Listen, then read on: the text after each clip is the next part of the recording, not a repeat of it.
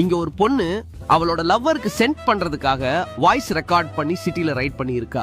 இது பிடிக்காத அப்பா என்னமா பண்ணிட்டு இருக்கேன்னு கேக்குறாரு. உன் மேல லவ் உனக்கு நம்பிக்கையே இல்லையா? இப்படி எல்லாம் வாய்ஸ் ரெக்கார்ட் பண்ணி தான் உன் லவ் நம்பிக்கணும்னு நீ நினைக்கிறியா? அப்படிலாம் இல்லப்பா. நாங்க பேசாம இருந்தாலும் பார்க்காம இருந்தாலும் என்னோட அன்பு இருந்துகிட்டே இருக்கும். எனக்கு இதுல நம்பிக்கையே இல்லைன்னு அப்பா சொல்ல அப்படின்னா நான் என்ன பண்ணாலும் உங்களுக்கு புரிய போறது இல்ல.